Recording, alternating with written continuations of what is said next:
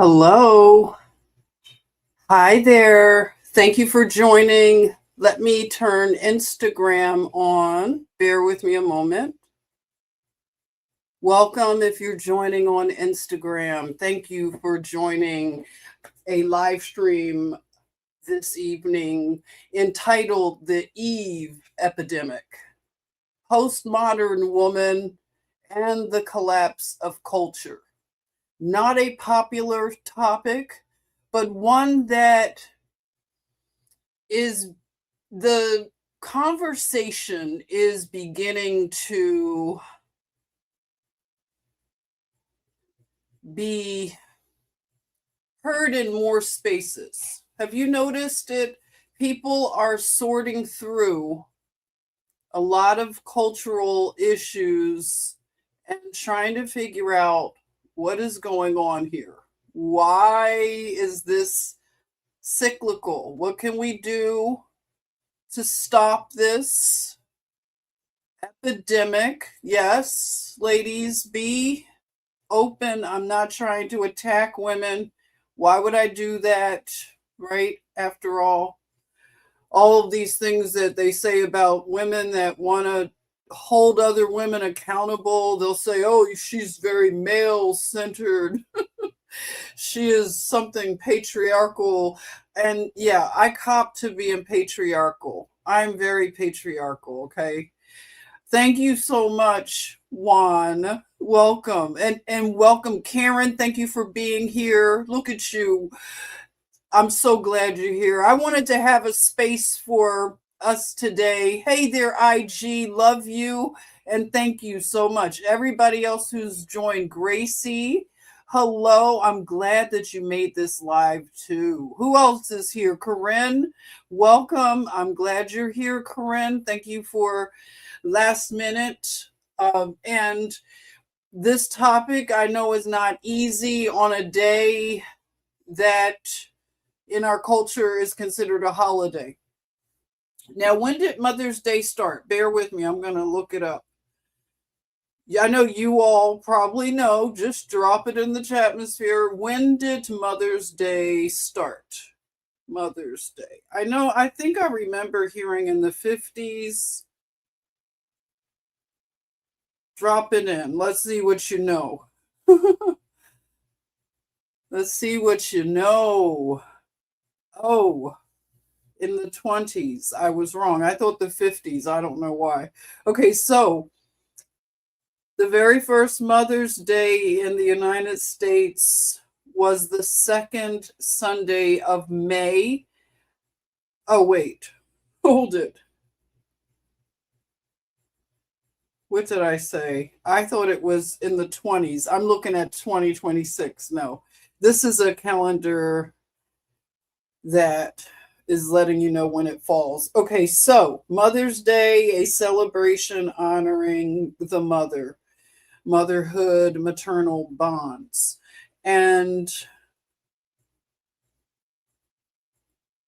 40 countries observe Mother's Day. And let's see, where is the first date? I know somebody put it. It was established as a holiday. Corinne says 1908. Okay. Yes, you are correct, Corinne. We want to be on Corinne's team. So that is correct. At the Andrews Methodist Episcopal Church in, where is this? Andrews Church is in West Virginia. Okay, so an Episcopal church in West Virginia held the very first Mother's Day celebration in 1908. So we're talking about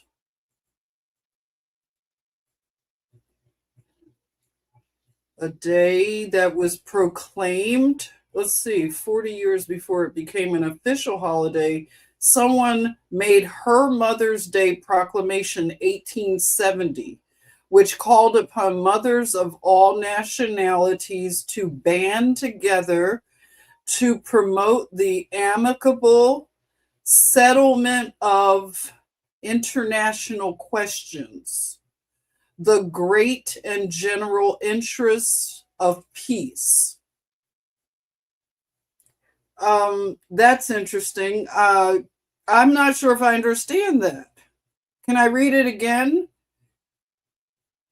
There was a proclamation, a Mother's Day proclamation, 1870, which called upon mothers of all nationalities to band together to promote the amicable settlement of international questions, the great and general interests of peace.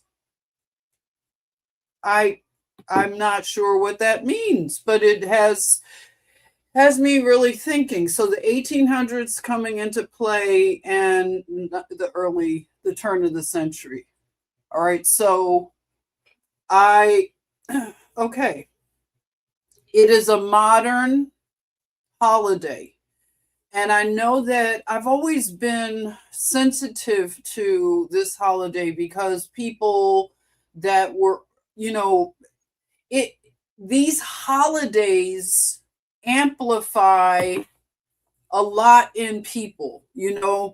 It amplifies whatever is lacking in a person's life. If they don't have their mother at this particular address, we talk about this realm and people. It was Molly who said they relocate to the new earth.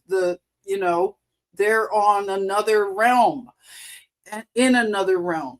So they are relocated, and because we are on this side and we have all these misunderstandings about the other side here, we don't have that resolved. So it brings a lot of emotions. I was always sensitive about that. My grandfather was an orphan. He was orphaned, and I was always sensitive about orphans, and just I don't know. I just had that thing about people not feeling great on the holidays. It would just bring up things for people, and I didn't like that people felt bad and sad on the holidays. Were you like that as a kid, where you just felt sad for the people who were sad? You wanted people to be happy. You were bought into it all. And as we are awakening spiritually from our spiritual amnesia, a lot of us want to be aligned with the Most High Yah, because his kingdom is emerging, ready or not.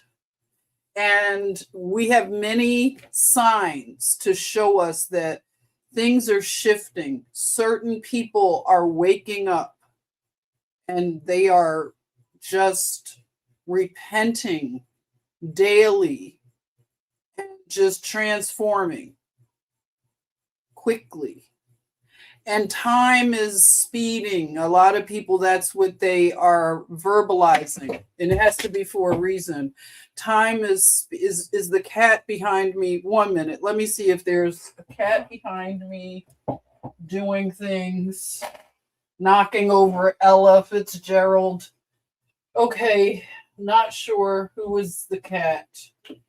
But if you see a cat behind me, if you see something, say something, please. Thank you. If you see something, say something. Okay, so the holidays and how a lot of people are navigating and reconciling these days that have been a modern invention. It's hard to defend a lot of it when you realize it's modern. Some people will argue to the, end that these things are innocent and stop it already. You want to ruin it for everybody.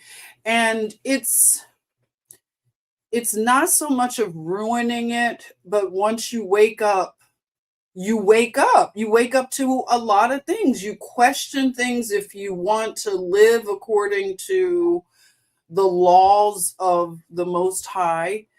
Then in his word, he talks about his own festivals, his own days. And why do we have things that are outside of that is a question. And some people want to abide by the festivals that the Most High already created. We don't have to reinvent anything, just simply go by the foundations. And it just makes things okay. For one, let me just, because I told you a lot of this is a thought experiment, and I've already been attacked for not allowing my daughter to celebrate Halloween. I was the weird mom, and you know, you go through the, well, what is wrong with her? It's not a big deal. I keep my daughter out of nursery school, kindergarten for those days because they're taking the children on a tour through an old historic, you know how Philadelphia is, old historic graveyard. They're taking the little nursery school children and taking them for a tour around the graveyard.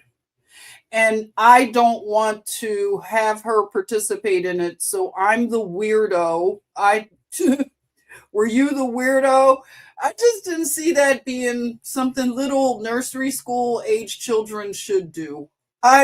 Okay, call me every name. I've already been called the names and whispered about, but I stood my ground regardless for certain things. Now, you can't catch everything because those games, those video games, the anime, the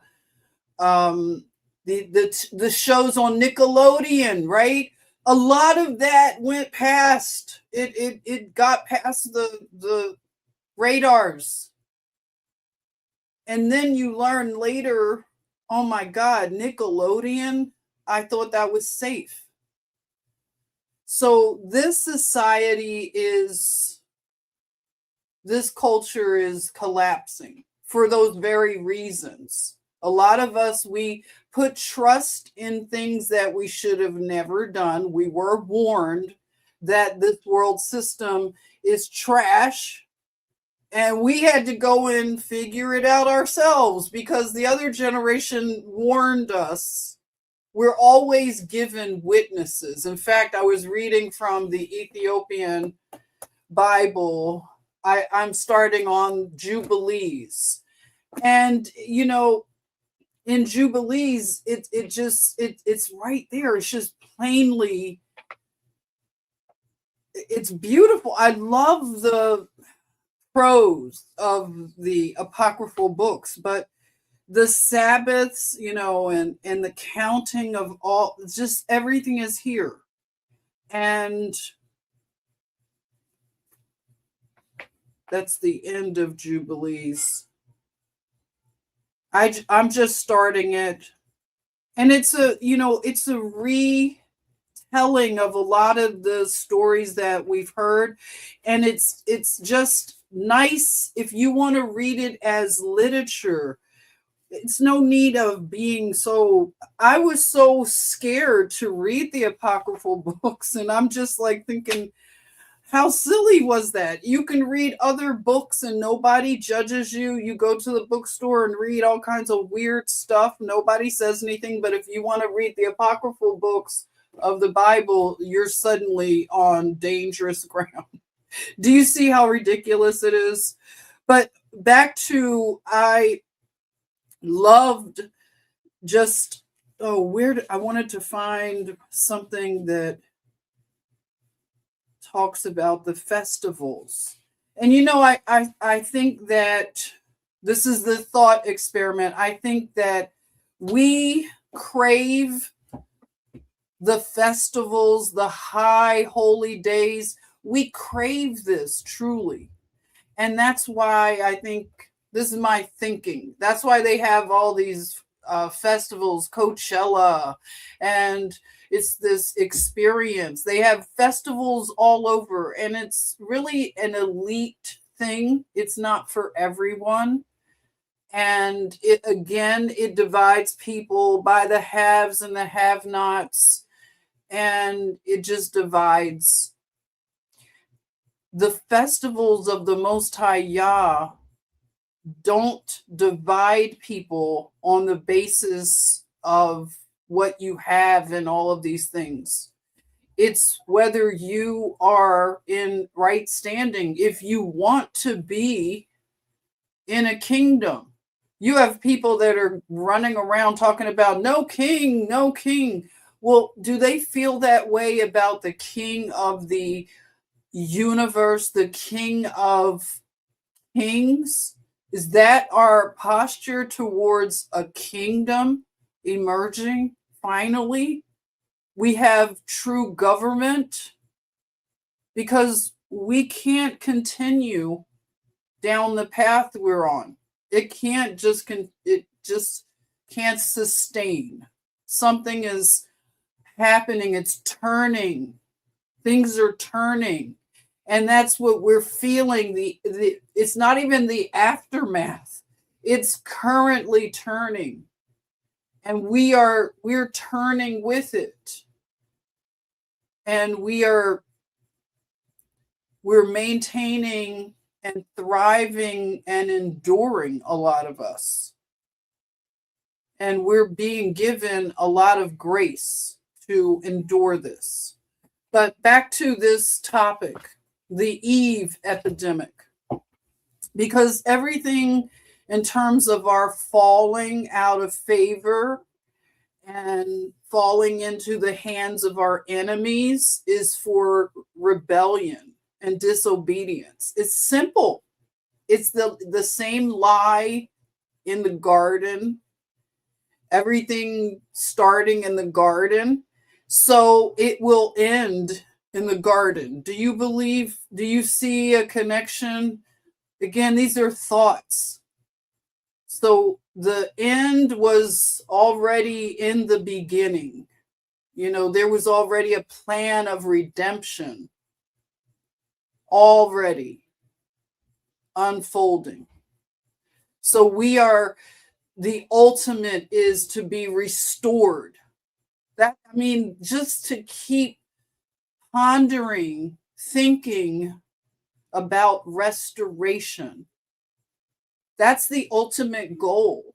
And we don't think that way because we've become very throwaway culture. And we don't think about restoring things. I have a dear friend who restores artwork. Very, very special artwork, rare work.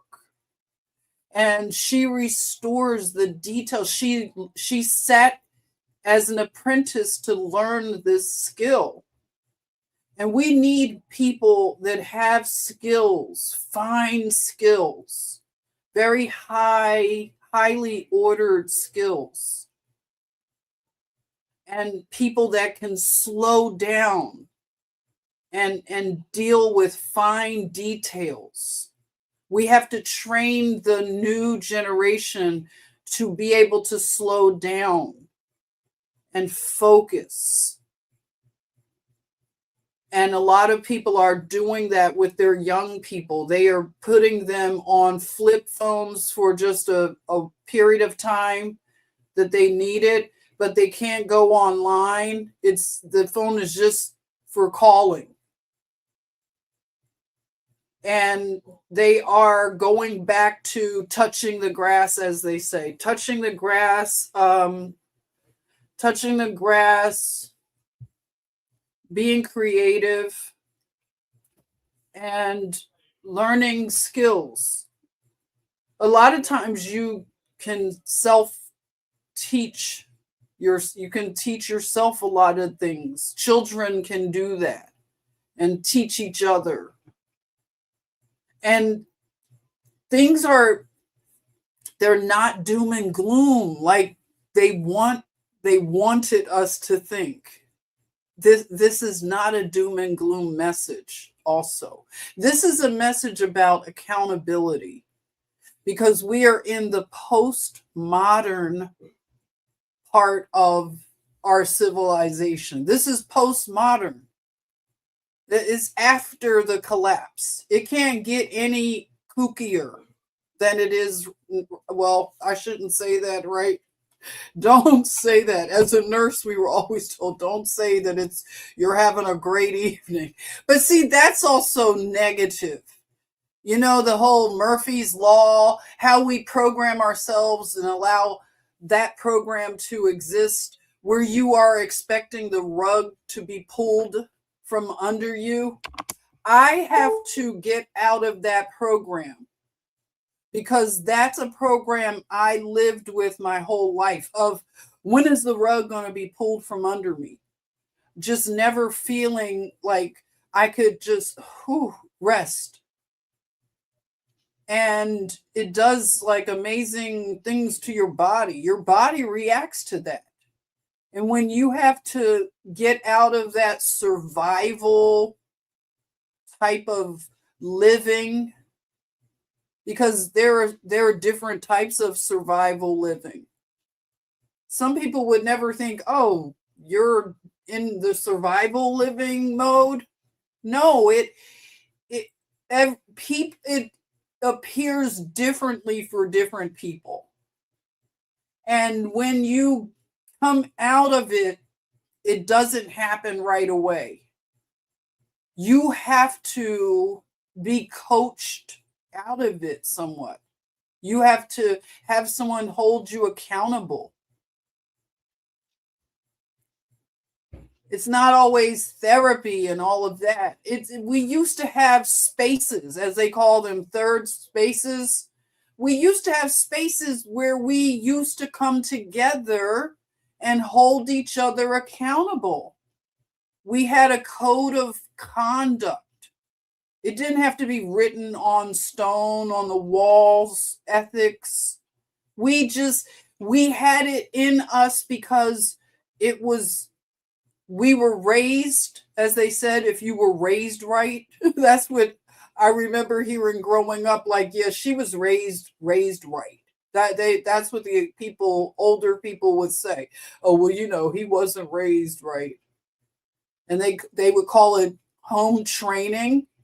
If you had decorum about yourself, you knew how to behave in public and anywhere, you knew how to go into a room and have couth. One of my aunties, my aunt Eleanor, she would always say that if somebody was acting ignorant, she would say they are uncouth. And she couldn't stand it. It was a place for everything. And some people don't know when to turn off the uncouth behavior, the coarse behavior. And some people don't need to express coarse behavior because they are refined. Some people are more refined because of their experience or what they have exposed themselves to. Because some people can expose themselves to refinement.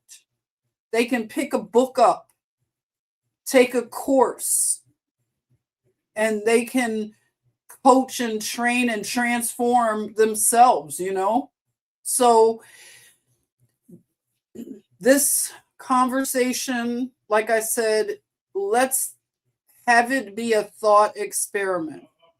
Because Eve, the issue with Eve, it's all about Eve, right?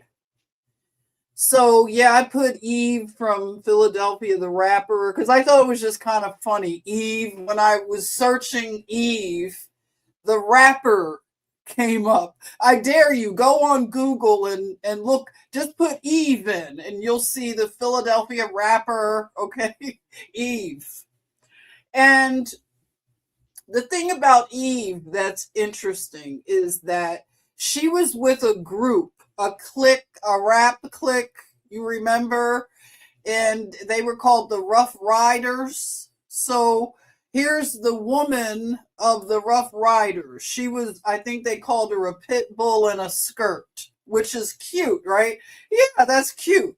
But when you look at older pictures of her from that time period, she's got the tattoos on the chest, and they're kind of a feline, some kind of wildcat claws on her chest.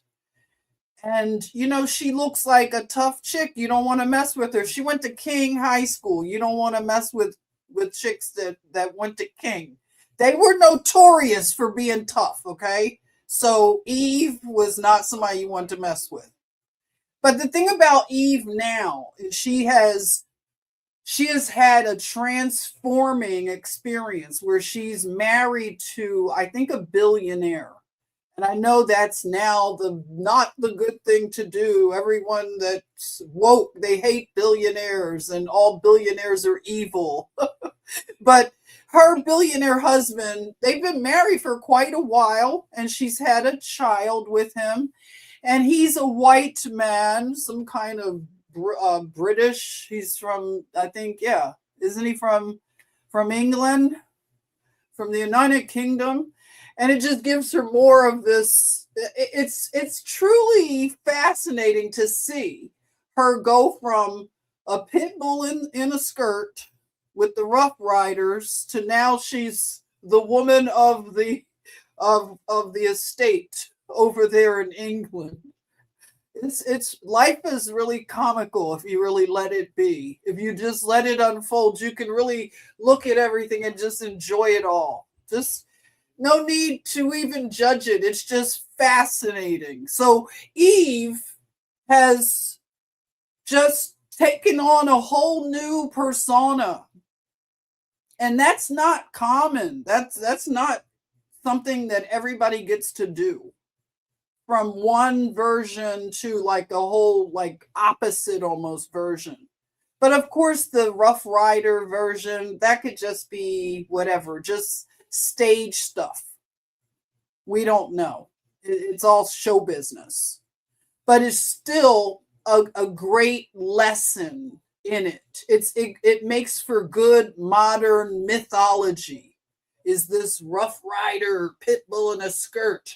She marries the man of the estate, or whatever you say, and make it sound real fancy schmancy. And you got the people that are mad because she married a white dude. You got it. Nobody's going to be 100% happy with it. But she turned her life around. Her life was turned around. And a lot of women want this life that she has. The postmodern woman who's listening to all of these messages that tell them that they are high value and they deserve a billionaire who's tall and dark and handsome and intelligent and kind and faithful and what else, and funny and smells good and what else, rich. Billionaire, that covers that. What else? And just perfect physique. That's what the modern woman believes that she deserves, right? And when you start to listen to the modern woman's thinking, you have to go along with delusions. You have to. You cannot be grounded in reality. They want you to go into Delulu land with them. And when you refuse to go, you are male-centered. You're a pick-me. You're a, what is it? You're not a girl's girl. You're, every name in the book you'll be called. At this point, name calling has just, it's so, cringe. Nobody cares. All the names have just lost all of their steam. There's no power in these names anymore. So it's just we're postmodern now. They can't even create new names to get you riled up. Even the N word is losing steam. Can you imagine? Even the N word is losing steam. So here we are at the postmodern woman and the collapse of culture. Ultimately, that is what we're witnessing. This culture is collapsing. And it's Mother's Day, and it's a created holiday from the 1800s and from 1908 or whatever. We already talked about. It's a modern day.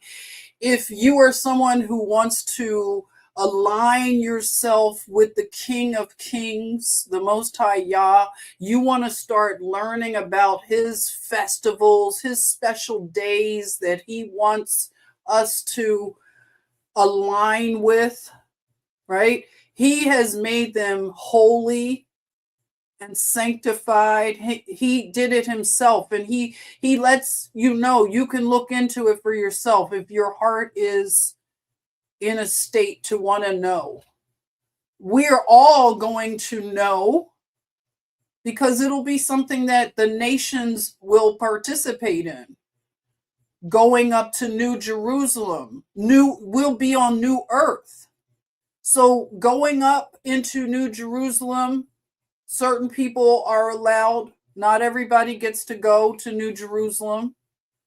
So going up to festivals, can you imagine? And being a representative for your nation, to go up to New Jerusalem to celebrate. Oh, the mind cannot imagine how amazing that will be. So what will that do to the man-made holidays? You know, everything is just going to pass away. And how are you feeling about it? That's why I want to have these conversations. Like, how do you feel about that? Because it causes angst and fear for some people, anxiety. Because it's like, well, what do I hold on to if everything's going to pass away and I'm looking at this culture going down the drain? What am I going to hold on to? Well, that's why we have these conversations. If you have a firm foundation grounded in the Most High Yah and his truth, you have plenty. That's all you need to hold on to. That is the anchor for all times. Yes. The best insurance. So, yeah, at this point, the postmodern woman is now being examined because look at that statue of the winged victory. I saw that statue in Paris at the Louvre. And you know the young lady that ruined the Sleeping Beauty franchise? What is her name? Rachel. Is she a Rachel? She compared herself to the winged victory. And just her level of self-aggrandizement is a level of, I would say, in the delusional world. And it's sad because when you watch clips of that young lady, she has no self-awareness that she single-handedly ruined a franchise. Like, wow. But she's just so impressed with herself that she would not be able to see anything. It's all noise, you know. They learn how to block out any criticism, anything that could be a warning, counsel. They block it out and call it noise. And you can learn techniques and technology on how to block your mind. They have courses how you can become very tough skin, and you can start to dull yourself down, your feelings, and become robotic. There are ways. I'm telling you, I was in corporate America too long, and you take these, they call them personal development, and you get a big budget. When I worked in big pharma, if I didn't spend my pot of personal development money, that is frowned on. Okay, very much frowned on. So, there you are. So we have the modern woman, and the walls are closing in, regardless of whatever messaging is going on out there. Because if you scroll through social media, you will see young women crying, weeping, because they're hopeless in terms of finding a mate, finding a partner, a husband. And it is daunting out there. The dating scene is it's impossible for some people. And the dating apps. And the women are very confident about what they bring to the table. That whole thing that women have been programmed to talk about, what they bring to the table. It became a gender war about, what do you bring to the table? Well, what do you bring to the table? I am the table. Well, I build the table. It's like, it's so old now. It has to stop. It's absolutely ridiculous. And the population is collapsing in many Western civilizations. You have China right now. I am subscribed to the China Daily News. If you ever want to see what's going on in China, I happen to love China. When I've traveled to China, even though I went through shenanigans, I loved traveling to China. I would not do it anymore. Once 2020 happened, I'm good. I'm good. I've seen all that I want to see for the most part. There are some things I want to see outside of the United States, but it's just not that much. Okay. So China is collapsing. And all the lies we were told about a 1 billion man army, and they're gonna come, the tiger, what were they always telling us? The kings from the east, and all the prophecy people that wanted to scare you. They made you think that 1 billion man armies were coming from China to just take over our land, just violent takeover. And just by the sheer numbers and aggression, we were told.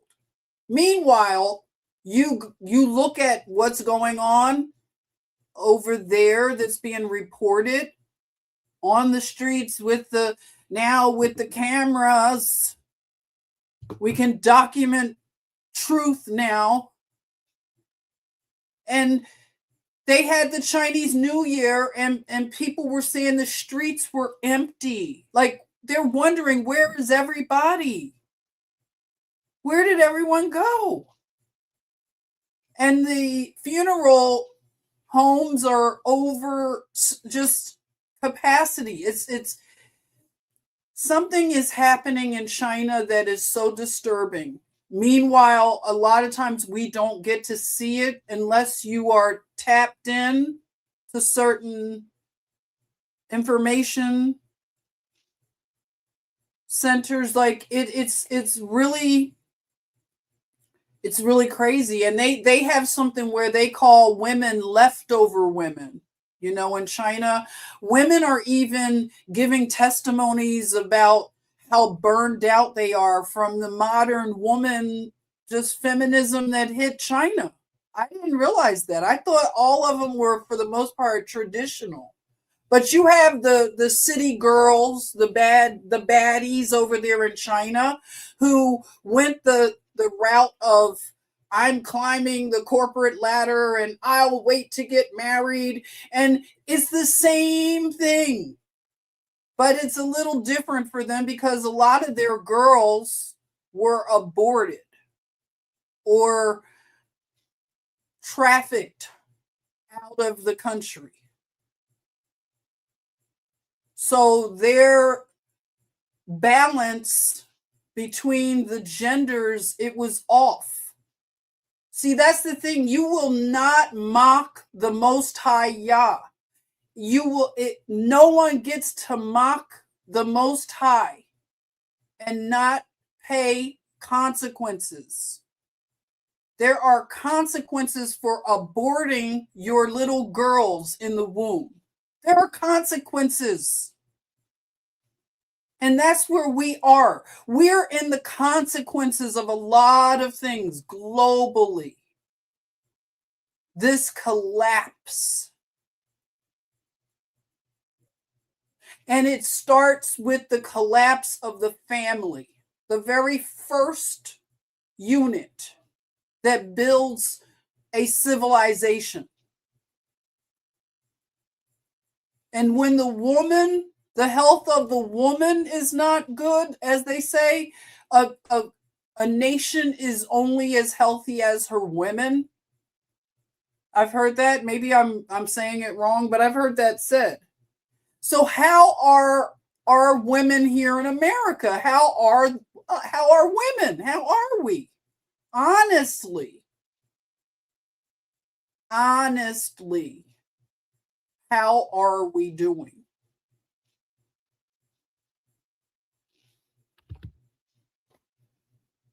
So, Act 1, I'll call it. Why this holiday feels strange.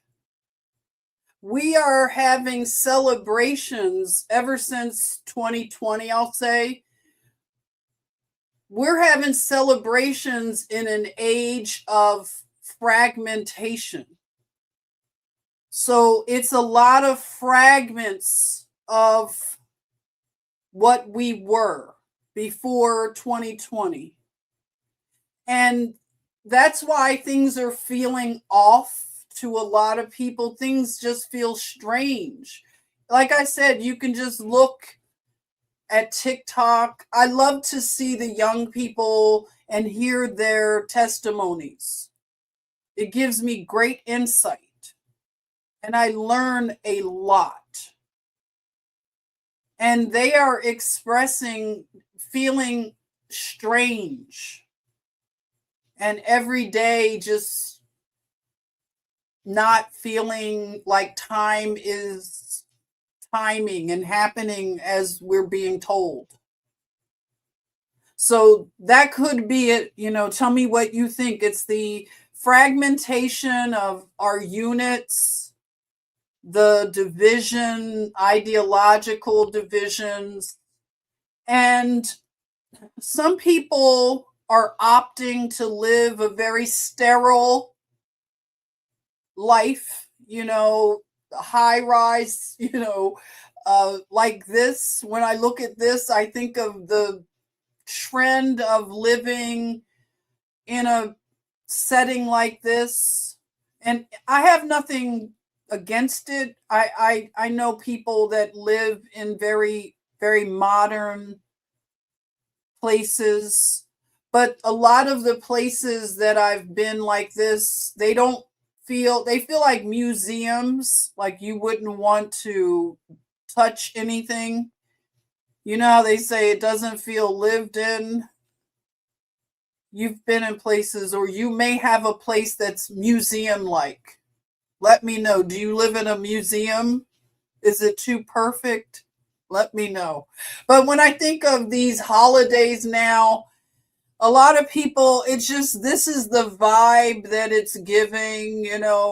Some people have the different looks, but this just made me think about what some people are experiencing. You have older people, and just the way that they are forgotten and not revered in our culture, that has now caught up to us because we've lost our cultural memories because of that. Young people who look down on older people, it's a cultural suicide where the intergenerational bridges are burned down because youth is being worshipped. Youth. Can you imagine? Hey, David, welcome. Love you too. Thank you for showing up and hanging out. But the grandmothers, your abuelitas, you cannot put a price on the wisdom. And if your grandmother loved the Most High and set you on a path of truth, that all of your life you hear her words, and she was strict, but she was fair. And to think that we live in a culture that doesn't value our memory keepers, our archivists. They are the archivists. If we're to have a culture that is thriving, we have to have a bridge to the past. We have to. It can't just be the present, and the future. It has to be all combined and not anyone staying stuck in one. But the past has to be understood. The stories must be told. We need storytellers. I've been asking you all, please, we need the storytellers to tell the stories. We cannot forget about what happened we need people to tell the stories about 2020, y'all. We need people writing songs, writing books, whatever, blogs, Substacks. We need people that whatever you remember from 2020, we need that documented. We do. We need storytellers because they are currently trying to rewrite history. They are currently, if you are on X, they are trying to tell the young generation that Beyonce is a bigger celebrity and star than Michael Jackson. That is literally being rewritten, as like I told you. That is amazing to witness. Beyonce, a bigger star than Michael Jackson. Oh my goodness. You talk about delusion, but if we don't have people defending truth, they will get away with it. They will. And like I said earlier, some people do have beautiful spreads. They do the brunch. I used to love brunch. My dad, he was the first person that started the brunch trend with me in the 80s. He would come by Spelman and take me and my roommates out to brunch. We would roll out with our gray sweats looking a mess, and he would take us to all these fancy brunch places, Colony Square. We would get dressed up for that, but we did a lot of brunching in the 80s, good times. But some people are still doing these things. They have their traditions. They really make an effort, and it's really good. If you can enjoy beautiful brunches and things like that, I love it. I just love it. And it does something when we break bread. That's the thing I've been saying about the racial tensions, and we have to go local and start to repair relationships with our neighbors. I mean, we have to start in our family, of course. That may not be easier, might be easier with neighbors, but a lot of neighbors are really at odds with each other. Neighbor feuds can get really nasty. And it's a challenge to have a neighbor and be neighborly. Now, my mother has always been like a good neighbor. She's such a good neighbor to her neighbors. She is so, I can't even stress it enough. I'm not kidding. She is a perfect neighbor. And she doesn't get the reciprocation. A lot of times it's not going to be reciprocated, but she still does it anyway. She does it anyway. It's just who she is and how she was raised, and it goes back to how she was raised and growing up in South Philly and then moving to West Philly and having real neighborhoods. I listened to her stories, and it's amazing. When they lived in South Philly, all the women would cook this. She would say they would cook a pot of chicken with the potatoes and rice. Everybody would make the same thing on the same day. I was like, what? And they would talk about we're going to make this. And they would talk about it, and just, if somebody was short, they would look out for each other. It was no competition in that way. It was just real neighborly. And when they moved to West Philly, same thing. And that just doesn't leave you when you were raised that way. And we just have to start getting back to that. If you do that currently with your neighbors, get together and do nice things, that's awesome.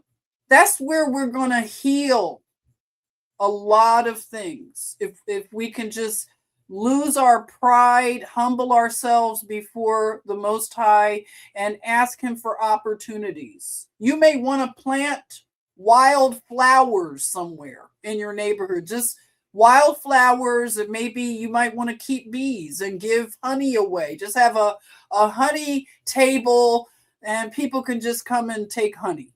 I'm just thinking, like, doing things that really matter.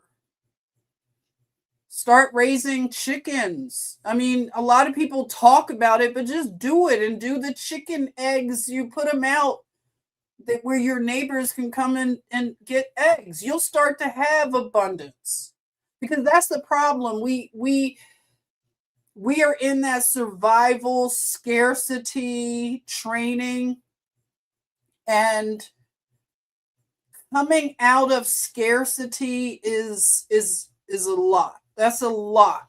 Trust me, I really understand.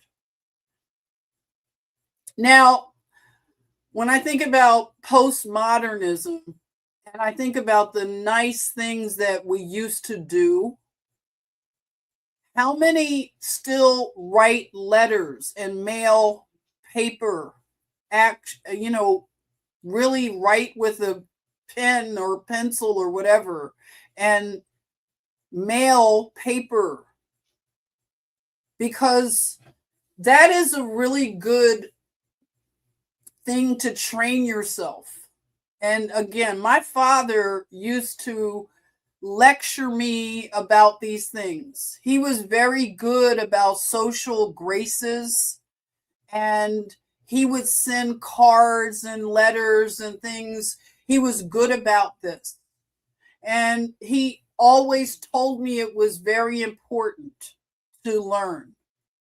And I was really into it for a while, but I stopped doing it. But I used to go to the paperia, the paper or any paper business. And I loved investing in paper cards and just beautiful things. You know how beautiful it can get.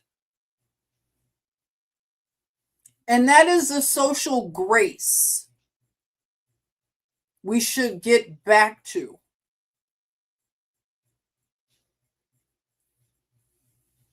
Consider it, at least. And they say we're having a loneliness epidemic. And a lot of men are saying that, the red-pilled manosphere kind of men, they're saying that they're totally fine. They're done. They're so tired of women. They feel free and liberated that they don't have to deal with women. A lot of young men have sworn off of women. And they're not gay, but they're not interested in what it takes to, I don't know, hold the attention of a woman, a modern woman, I'll call a postmodern feminist woman. It's now not even worth it for the young men. They just threw the towel in. They don't care. They don't want to be passport bros because the women all over the world are feminists. They're finding. They act traditional for the honeymoon phase, but then they become baddies quickly all over. This feminism is it is malignant.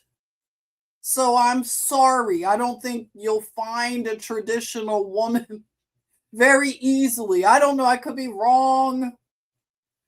But just the fact that this has become normalized where they feel they have to leave their own home country just to get a woman that won't get on their last nerve.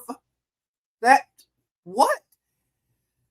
This has been engineered. That's all I know. This is not organic. But the loneliness epidemic is just being talked about a lot. And women are crying on camera. They're talking about how just impossible in certain cities to meet a decent man. I don't know what to say. It's not something that is easily understood. But it's both men and women.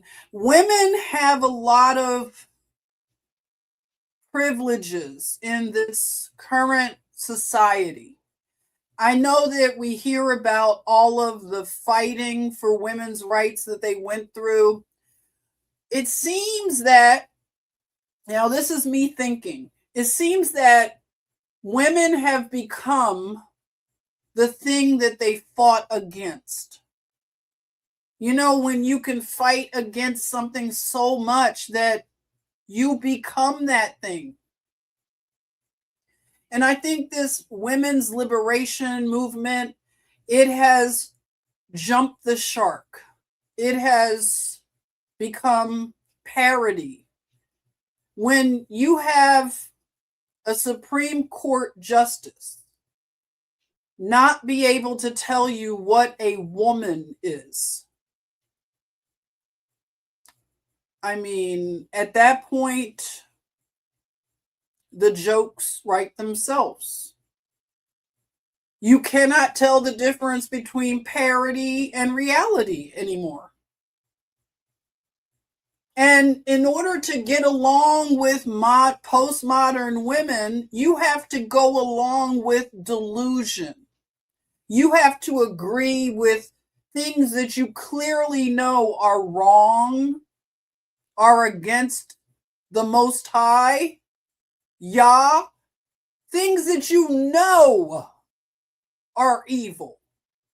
You have to pretend to be okay with, just to get along with the mean girls. And if you don't go along, they will do smear campaigns. They will ostracize if you have taken whatever to be a part of whatever. You already know. You can't go against the narratives. or you will be shamed and hazed, and all of that sisterhood garbage is out the window because you're not allowed to think independently. And that's been their stronghold over women.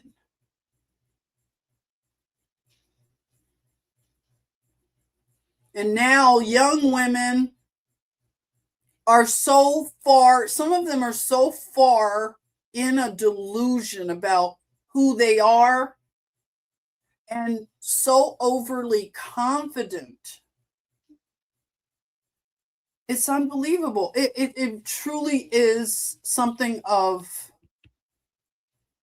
just, I don't know, I'm amazed how things now are. Okay, you have older women that try to say something and they get attacked. Like you heard about Felicia Rashad, and I think Shaka Khan tried to say something about just decorum, how to maybe dress a little bit differently. Like there's a place and a time for things. You heard about the Texas State Fair. They had to implement dress codes because women just did not know what the line was. Now, I'm saying this is an Eve issue because it wasn't men that went to the state fair in Texas and had Daisy Dukes on or gray sweatpants or anything that would be like shirt off, and they weren't going there for sexual attention. Women were going to the state fair during the daytime with children, and half of their butt is showing, or maybe all. Cleavage. Just, what are we doing, ladies? Like, come on.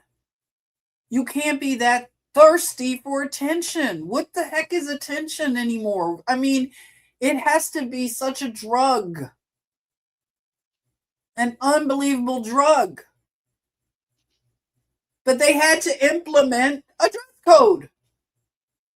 And I'm okay with that. If people didn't learn at home how to dress appropriately for all situations, this should be basic knowledge.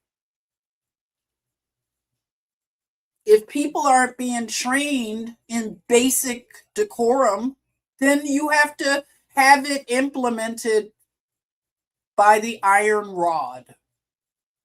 And that's why it's important to have home training, because you will self-govern. You don't have to read rules about what to wear.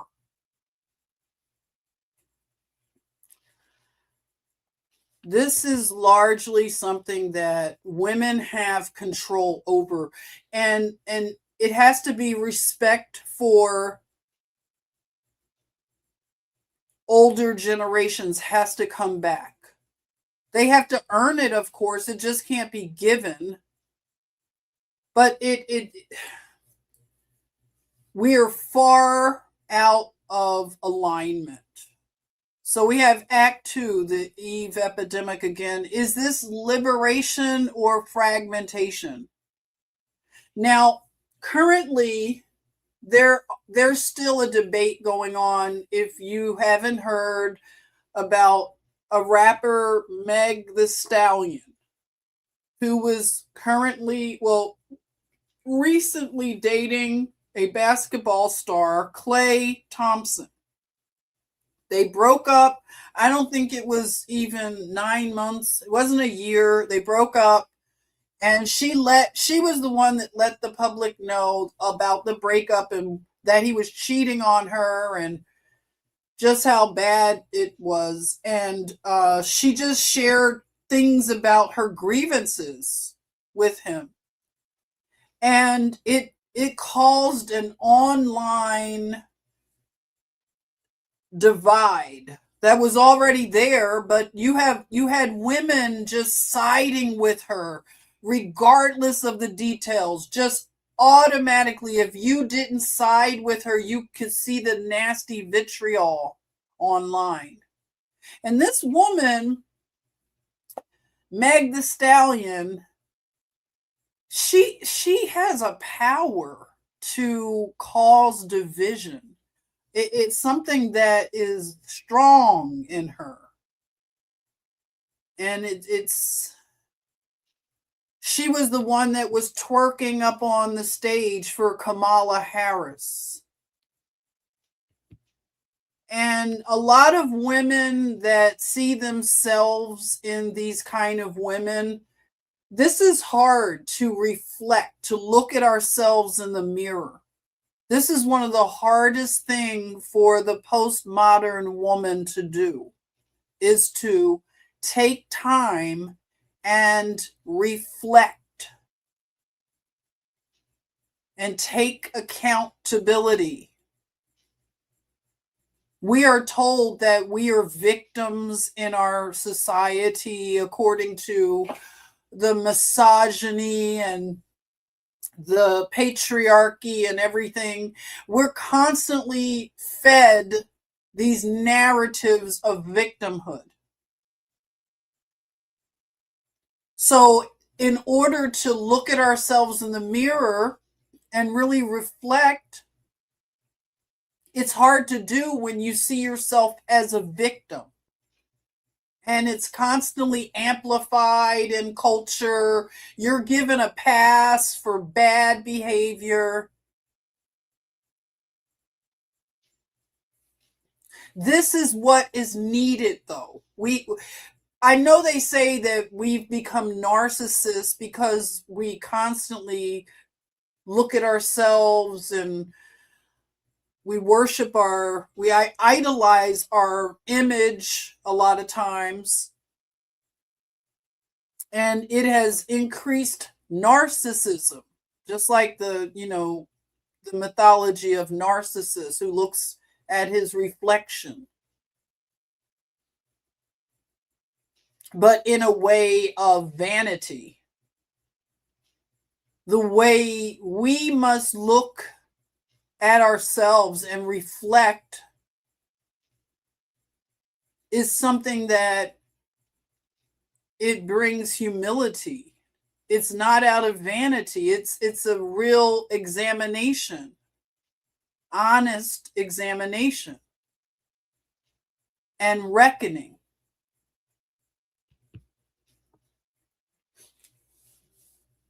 Now, when I think about this woman in our culture who has the ability to cause a lot of division between men and women, just for her stage name to be Megan the Stallion, you catch that?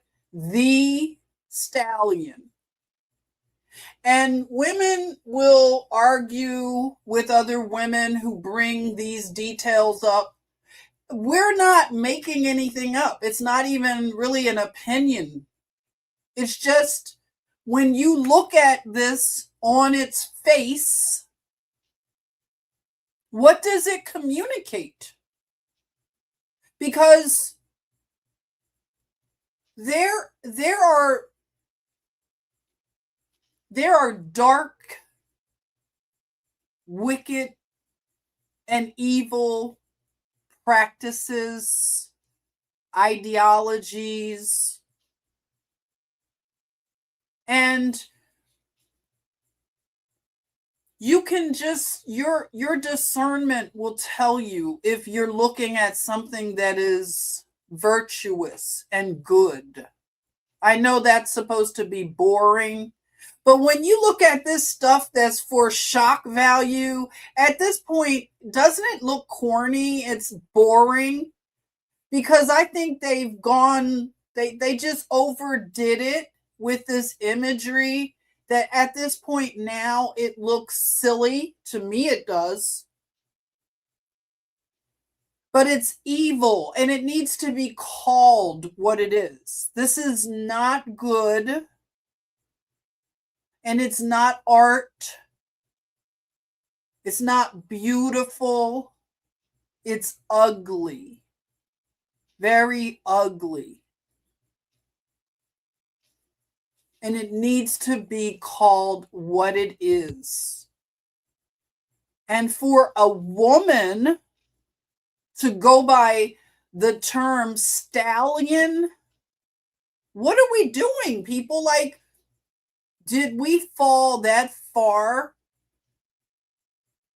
that we don't even have basic understanding about words and the importance of them? Somebody should have stopped her at the record company and said, stallion. Well, they were probably ones that came up with it. But how many people have to sign off and give their okay to stuff like this? Are you telling me everybody at the record company was okay with calling this woman a stallion? Nobody thought that was a bad idea? Well, the stallion, that might be confusing. People might think that she's a man. Well, that's crazy. Why would they think that? Well, the last few years, this has been shoved down our throats. All this transgenderism. Thanks to the Obama administration, we have never been in a place where people were more confused about how they were born, their gender that was assigned at birth. We have never had more confusion. It just opened the floodgates for this chaos. And it's not okay. These women, these postmodern women, they want to take on roles just for symbolism.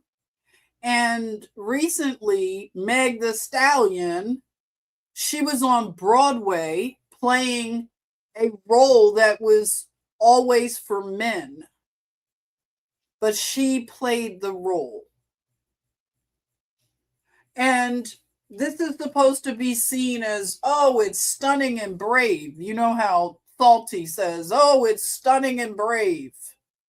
She couldn't even finish the show for exhaustion. And those shows, you have to be super disciplined, but they give her a pass. She doesn't complete the run on Broadway, but she's treated like a pampered pooch. It's this, and all the excuses are given.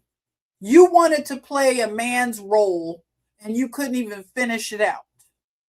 You see, you want to go to the military academy, but you can't do all the exercises. They have to change it for women. Right? This is getting crazy. It's beyond crazy. But this stuff that these women that are in this camp of thinking that it's okay to call a woman a stallion and all this symbolism,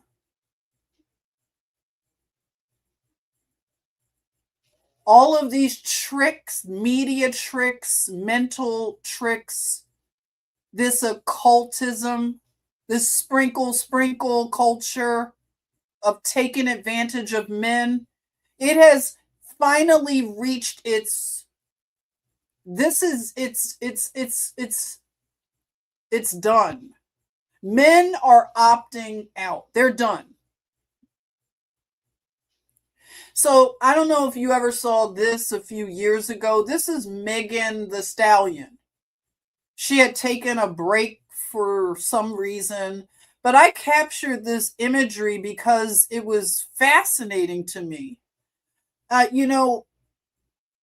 do you see when you look at this imagery?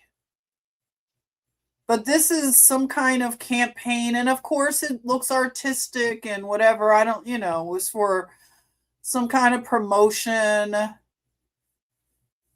But it just has this, it's like they're trolling us they're disclosing things about what they do to these celebrities. It's just something very dark about it all. And a lot of these celebrities are mentally programmed. They have very, what is it called? The one from overseas. They program these people. The Canyon in LA, the Tavistock Institute. And they train them to become other entities, or they have rituals in which they can invite a fallen angel, a demon, into their bodies. They can learn the rituals of how to become possessed with an entity and achieve certain things in this world. Like I always describe, the entity takes over the driver's seat of the body and throws the soul, the person, in the trunk while they drive around, joyride, because they want to feel experiences in the body, because they're between two realms and they can't, they will not receive redemption for what they did. They cannot be restored. They are forever damned. And their only way to enjoy anything is to possess a human body. If they want to prolong their fame, because they were famous when they lived in a body, they were famous. They were the men of renown. And they want to experience these things. They want to experience sexual desires. They want to experience eating food and worldly delicacies. And if they can get bodied, if they can get bodied, they will help a person to achieve, because the person will have advantages, amazing advantages.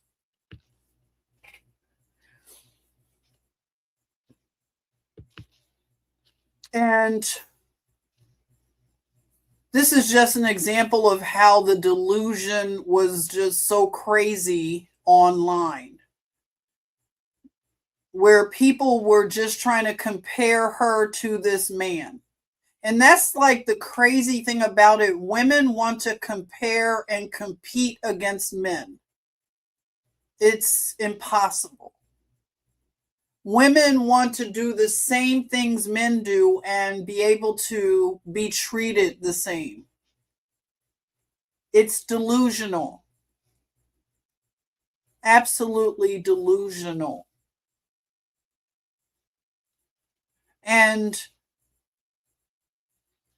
women want to bring up their achievements as if men care about women's achievements.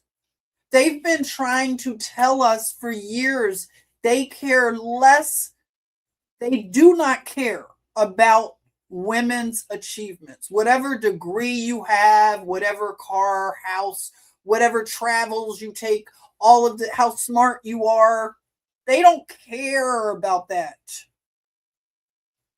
But women keep bringing up their value in these ways. Well, I have a degree and I went to this and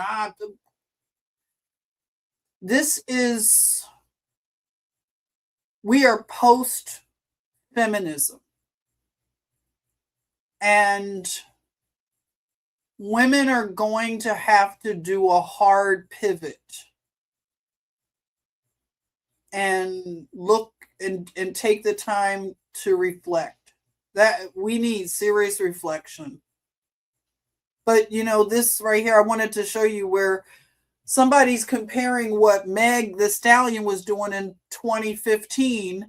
It looks like she was allegedly arrested, maybe. And then you see Klay Thompson, and he's winning some kind of sports award in the NBA. Like, what are we doing, ladies? We're really trying to compete with men. And men that compete with women are absolutely delusional too. They are more than delusional to want to compete with women. That's so ridiculous because you got guys out there that partake in that foolishness. And then look at this right here. You have a woman. It looks like her avatar is Jasmine Crockett, maybe. But she's saying, you mean to tell me Megan the Stallion was in the kitchen cooking for Klay Thompson and his entire family like a personal chef, and this dude still cheated on her? He definitely doesn't like her. Okay. So he doesn't like her. It's all about her being cheated on and a victim narrative. Meanwhile, they weren't married. But I understand, I don't want anybody cheating on me. I don't think that's cool. But what was the situation? Did he clear this and let her know, you're not the main chick, you're just one of my chicks? I got hoes in every area code. What did he tell her? We don't know. We weren't there. But obviously, I don't think they were on the same page about what is considered cheating. When people have a lot of money, they have a lot of options, we've been told. And they exercise their options differently. And this goes for both her and Klay Thompson. She's a wealthy woman. It gives you a certain way of thinking. So I don't know. But they weren't married. So that's where this thing kind of falls apart and becomes kind of like, hello, what are we doing? So we have Act 3, Ahab and Jezebel. You have weak leadership and tolerated destruction. Now, I have a particular what is the word? I don't like Ahab type of archetypes in men. When I see weakness where men allow women to abuse them, it I don't know, I just lose so much respect. I'm sorry. I have unfriended some of my male friends. If I see them being abused by their wife or girl, what, I don't like that. I literally have stopped talking to people. I'm sorry. I'm just telling the truth. I really don't like that. I don't know what it is. My father was an archetype of an Ahab. He was married to, his third wife was the archetype of Jezebel. Like, whoa. Really amazing. And you look at Will Smith, and he's an Ahab archetype. He has a Jezebel archetype wife. And Jay-Z seems like an Ahab, I don't know, possibly archetype. And his wife, I mean, hey, what do you think? Does she fit the Jezebel archetype? I don't know. I've heard a few things. I've observed some things. The postmodern woman. And she puts a message out to, to the left, she's real, sassy on her records, but has remained married in spite of cheating. She stayed with her husband and worked it out. And it's weird that Meg the Stallion is signed under Jay-Z, Rock Nation, and all that. Maybe she could have talked to Meg the Stallion and told her to work it out with Clay. Don't leave him. I didn't leave my husband and he cheated. I didn't want to destroy my family. So these women, they don't, this sisterhood is filled with a lot of this fake stuff. There's no sisterhood in this feminist movement. They're fake. And then, of course, we have Ghislaine Maxwell. She's the ultimate Jezebel. Ahab, I guess you could say Jeffrey could be a Ahab archetype.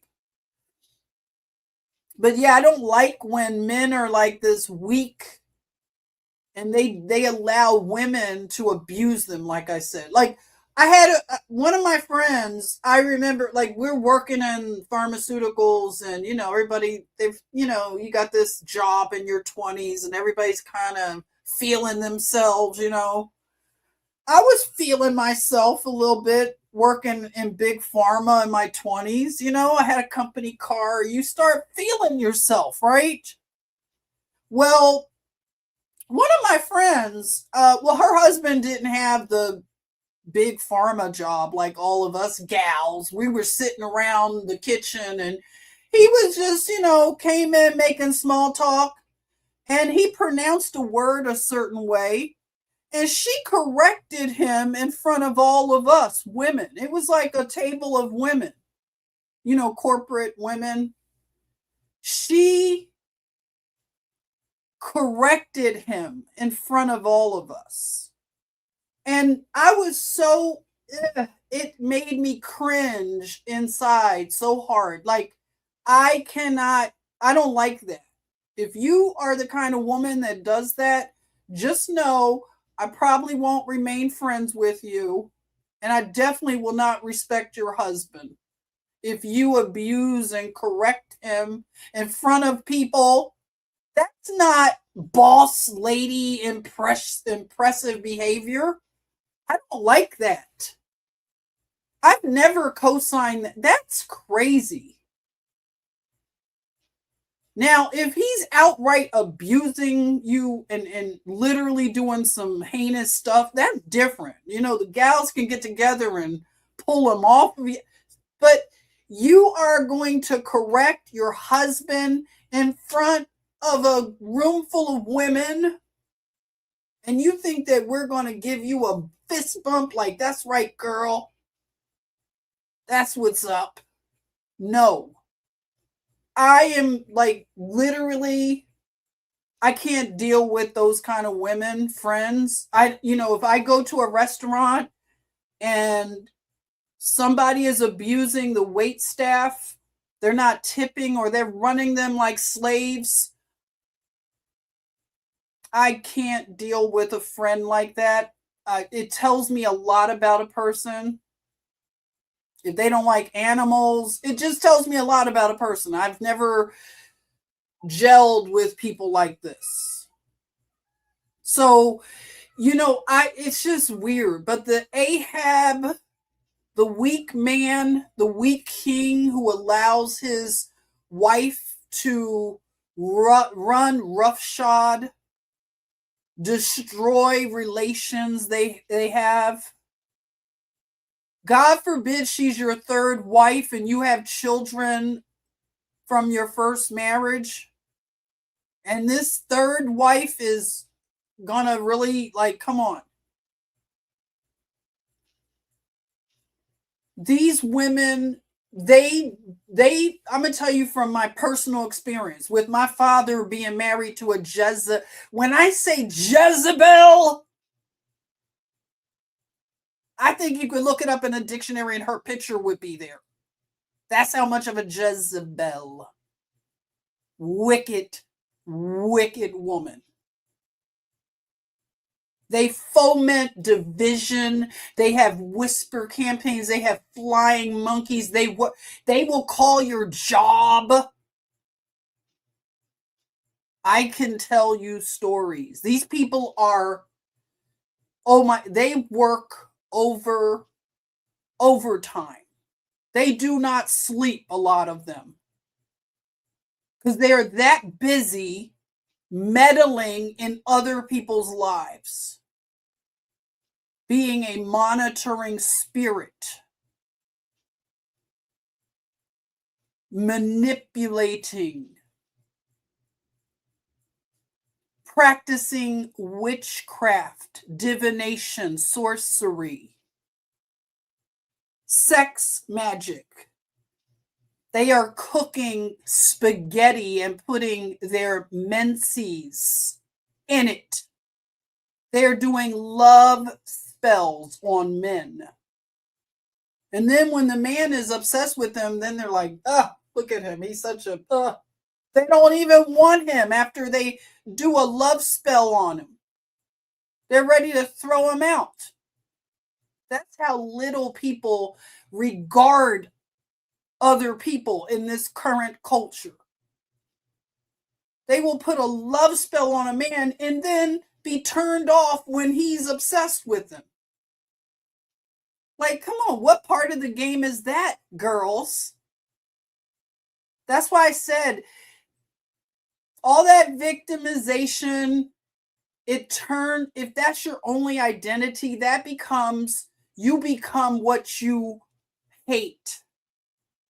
All that hatred has to go somewhere. And now we have this thing in our culture where people are being encouraged to go no contact. So this is the no contact nation. And therapy culture has really just amplified this. Estrangement, alienation.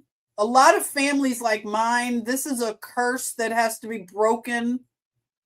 The alienation, the custody fighting, the divorce, like it's really been like crazy. The estrangements. But you have people that are celebrating having no contact with their mothers or fathers. They're celebrating it. 1 month, no contact. And a lot of this is over ideological differences. You have people, you could listen to them, and they're, my mother is a MAGA. I can't ever bring my children over to see her. She's a MAGA. You have people literally they're cutting each other off for politics and ideological differences. And they're being propped up to do it until it backfires, because that's what happens to selfish people when they do these kind of extreme things, and they get, lifted up and encouraged by somebody who is not stable. And this therapy culture, it gives everybody a sense of being better than someone else, being more virtuous because you have a therapist. And this is what, it'd be nice if it was like this and peaceful and unifying and whatever. But a lot of people are being led astray. And when you look at the foundations of psychology and psychiatry, these are the men that formed this culture. Do we know who these people are? But these are the men that people are studying in order to get inside your head, your soul.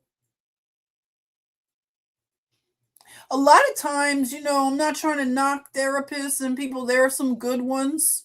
But a lot of times these people have extreme problems themselves. Like really extreme when you get to know them. But can you imagine this is being celebrated? 1 year, no contact. I was listening to a young woman. She was talking about a particular woman who went no contact with her mother. And then she had the audacity to contact her mother. It was like an email or something. And she was like, I'm considering, that was the tone. It was like, I'm considering contacting you. And in order to do that, she had like a list of, like, she had a manifesto or something, like what her mother had to do in order for her to consider being in contact with her. And her mother basically said, "Yeah, I'm good. No thanks." And that really offended the daughter, who went no contact on her mother. She's mad because her mother realized, well, maybe this is better for my mental health for us not to be in contact if that's what you want. And now you changed your mind. And now I'm supposed to just what? Change mine too? See, these people have become the narcissist that they point out that everybody else is. They become the narcissist. Their feelings are the only ones that are important. They put it on an altar, their feelings. So they can go around abusing people because of their feelings and their confirmations and whatever, their therapist or some other person. A lot of times these are childless people telling people to cut off their mothers. They don't even have children. I've noticed that pattern. Has anybody else? And I'm not knocking somebody for not having children. But when you don't have children and you're meddling in the relationship of someone's child, you're really going to F around and find out. Because that you're going to cause some bad consequences. Anybody who is encouraging this kind of stuff, all this division over ideologies. And a lot of people are doing this therapy online. You know, it's really convenient and everything. And, you know, I don't know. Maybe it's a good match. I don't know. What do you think about online therapy and stuff? What do you think? Is it good? Do you do it? Is it helpful? Do you recommend it? I don't know. Got to find a good match. But it's a lot of people, the mother relationship, the father relationship, it's not easy. A lot of us, we have to navigate it. We have to reconcile it and reckon it. For those that their parent has relocated from this realm and left a lot of unsaid, unfinished business. We have this extreme, of course, it's become a meme, Joan Crawford. And just the idea of someone just wanting to cosplay, just to take pretty pictures and just all of this is just collapsing. Just all the fakeness. People are tired of it. And this is unfortunately what some people go through. If you've ever seen this movie, Imitation of Life, played by Freddie Washington. So Freddie Washington, she was not mixed race, by the way. Freddie Washington, both of her parents were foundational Black Americans. So she was not mixed with white. Isn't that interesting? A lot of Washingtons look this way, like Freddie Washington. Okay, so Freddie Washington played this role in Imitation of Life that, wow, there will be no dry eye if you watch this movie, if you haven't watched Imitation of Life. But she went no contact on her mother. I'm saying the most cruel no contact you can imagine. And I have a relative, a Washington relative who passes for white. and basically doesn't, want to have anything to do with the family. Just lives her life as a passing white woman. So a lot of people have identity issues and ideological issues, but to go no contact and be cruel. And then the end of this movie, when she finally comes around and it's too late, her mother has died. And it's a real eye-opening movie. But this is a no contact type of situation. It was played out, ahead of its time. So what now? Act 5. Garden living in the age of collapse. Like I said, everything is going back to this garden. The idea of restoration, of intergenerational healing. And a lot of people, if you listen to futurists, like they recently had a conference, and people that are in the technology industry, they're imagining, they're having think tanks and thought experiments about the future and what it looks like from their vantage point. And of course, it's robots. They want robots. If you listen to Elon Musk, he wants robots. He wants to go to Mars. He wants to set up housing on the moon. They're talking all of this stuff, where a lot of us are looking at new earth and restoration, and the kingdom coming, New Jerusalem. Everything is terrestrial, not heavenly. It's a lot of amazing promises that are terrestrial, and resurrection and restoration, jubilee. Those are the things that I want to think more about. And I would encourage you, because as we look at the signs of this declining culture, we were told that this is a queen right here.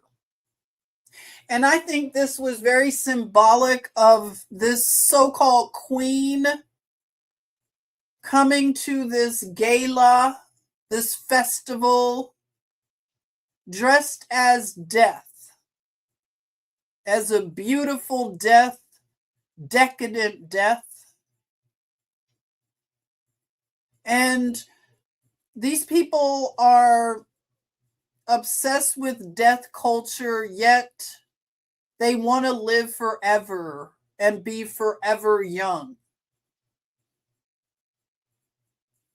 That's why their empire is collapsing, because it's divided.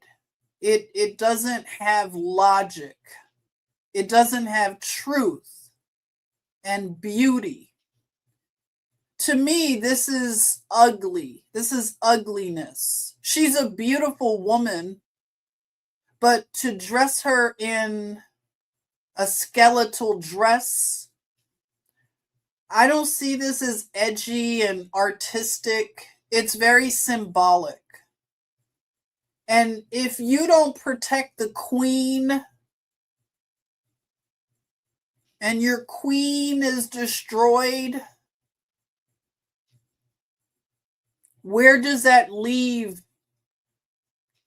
a king of the earth? Their empire is collapsing. It's no saving it. It's no PR campaign that can resurrect it. Once images like theirs start to fall and be exposed, they can't keep the glamour magic. the control they have over the minds of their worshipers, because these people are worshipped as idols. And it's done. Once the queen is coming out in a skeletal dress, it's over. That's how I see it. It's over. And it's the ultimate mean girl, mean boy situation. You have people that don't get invited, and some people, they didn't go because they're protesting, the Amazon dude, Jeff Bezos and his wife, and all of this division that's happening in their empire. And people are against the elitism. They're tired. The young generation will not continue to prop this type of culture up. They want it to collapse. And the young people are collapsing it. We have to give them a lot of credit for what they are doing to expose the forces of evil. They are doing a lot of work. So it's over. And we have to be okay with watching it all go down, because I know we get nostalgic. You look at the mall, that used to be a third space to hang out, and I used to go to the mall and buy all this stuff made in China and plastic bags and all the food court and fluffy hair and what. The malls are dead now. They've become liminal spaces. They're spooky. Look at the mannequins. I thought about even Beyonce. She had a video where she put mannequins in a trunk or something of a car. And it's just a lot of symbolism. But look at this imagery. This is an America that has passed away. We're never going back to mall culture. And a lot of people are happy. They didn't like the malls. Retail therapy and all this craziness. We need real therapy, true therapy that I think it's going to be found in the garden, the kind of therapy we need. When you think about the tree of life and the leaves that will heal the nations. That's why we don't need these malls. This is not how we get therapy. So good riddance. I'm not going to miss it. Are you? Are you going to miss this America, this culture? Do you get sad if you see something like this? Let me know what you think when you see this.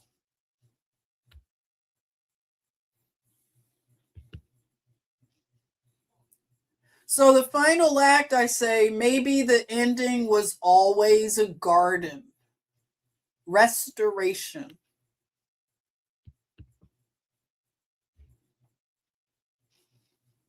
Restoration. So it's sad, yes. It is sad. It's something that's part of reflection. A lot of people are reflecting on this stuff. And yeah, talking about it is good. We can't act like it's not affecting us to see all the dead mall space and just bygone parts of our culture. Any civilization that's gone through empire collapse, like I said, it would be fascinating to read their thoughts, their diaries, their memoirs, because they are available if you want to read accounts of people that, they lived through the collapses of empires and what they reported. Well, we need, like I said, storytellers. We need people to tell the story of what it's been like to watch things like the malls die, the third spaces.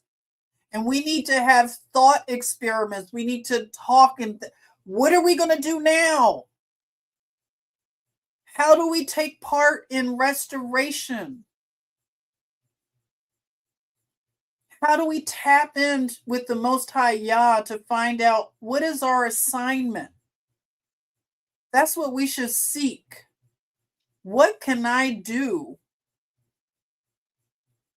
And what needs to be done in me? What do I need to surrender to the Most High so that I will be restored and my restoration can begin in full? I just want to continue this conversation because maybe, just maybe, the ending was always a garden. So I want to thank you for joining this last minute thought experiment.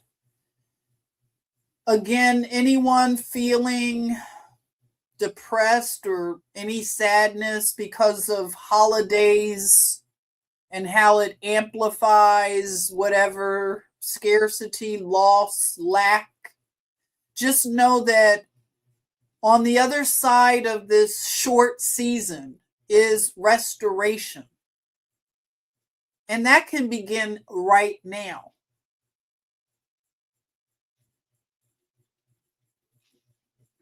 And there are ways to remain resilient while witnessing culture collapse.